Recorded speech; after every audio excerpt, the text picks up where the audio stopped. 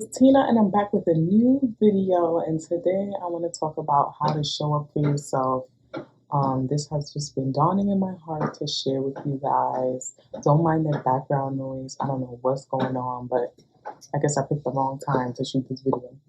Anyway, rule number one, I just wanted to just talk about 6 tips on how to show up for yourself, things that I feel like is necessary in the mental health community and just in general. Like this should just be the go-to for everyone.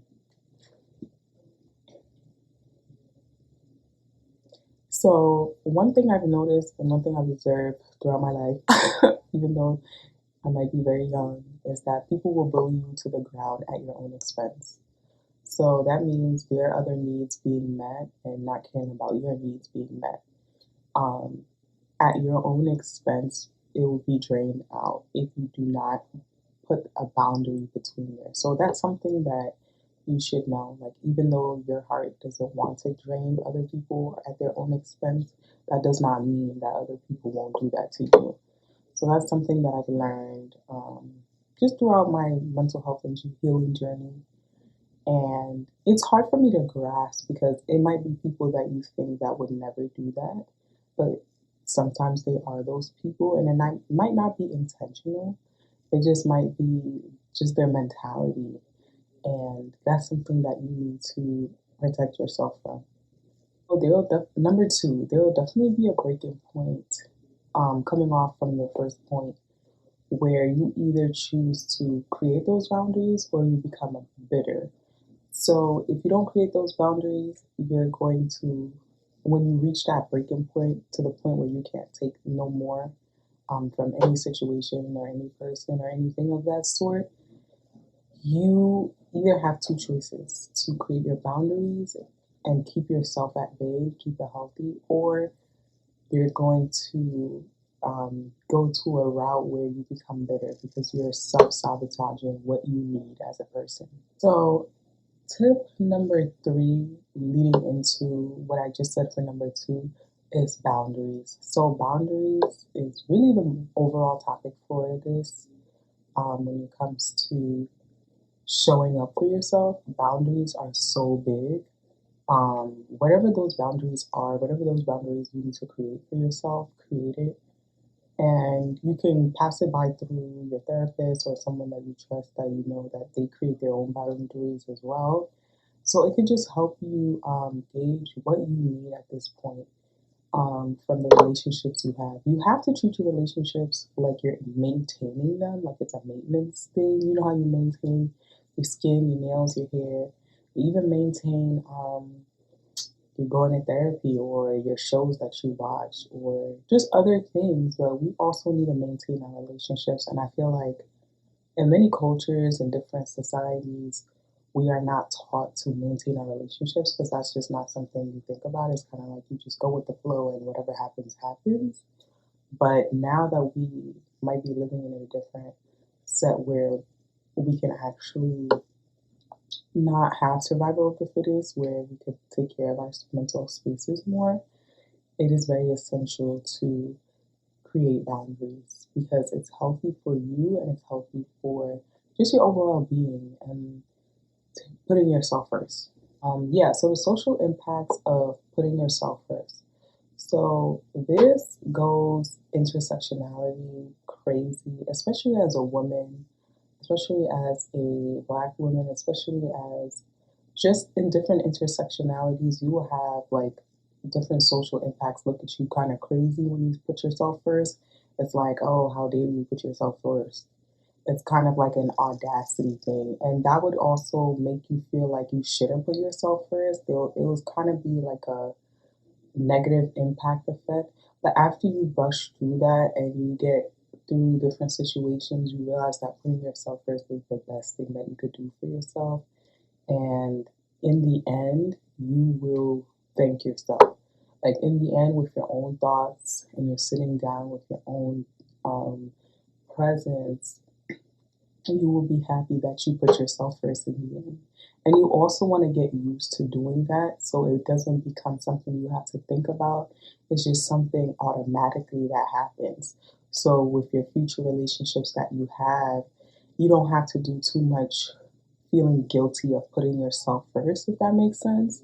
It will just happen naturally, and it will be the greatest form of self-love, actually, is putting yourself first and your boundaries. So, and ignoring the societal impacts that that might have, or influences from your friends, family, or anyone.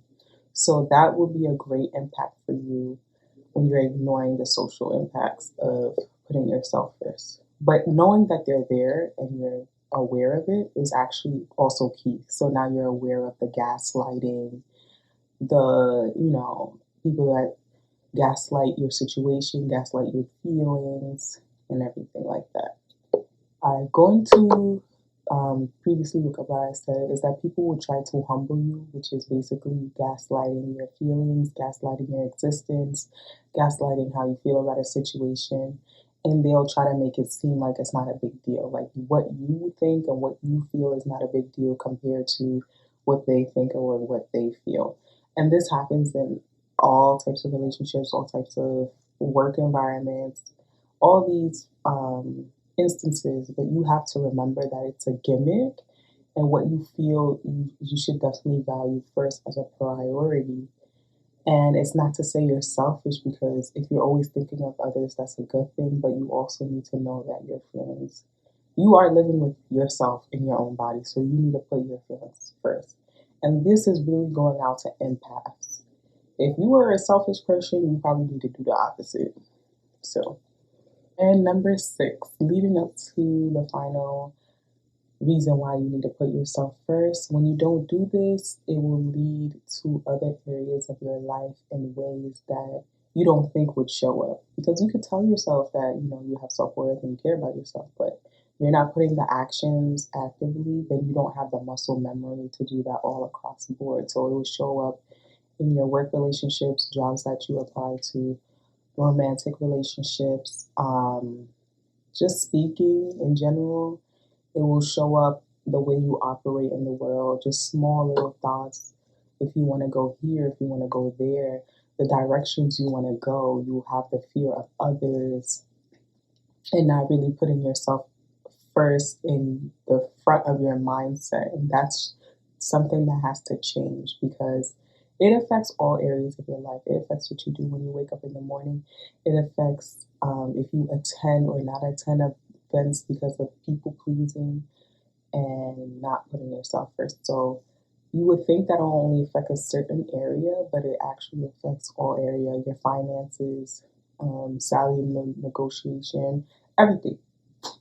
What you do, how much time you invest in your own personal projects, just in general, everything. So you really have to learn how to put yourself first in any ways that you can. If that involves therapy, reading books, anything that you could do in your affordable moment right now, it's something that you need to do for yourself and not feel guilty about, because people will run you down to the ground. But yeah, those are my 6 tips on why you should put yourself first and why it's very vital.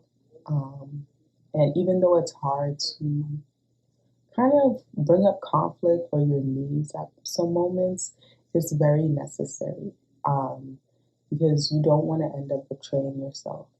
So, those are my 6 tips on why you should put yourself first, and understand that you have needs, boundaries, and feelings as well, and your feelings are not diminished, and they shouldn't be gaslighted by anyone else's false narrative or false story.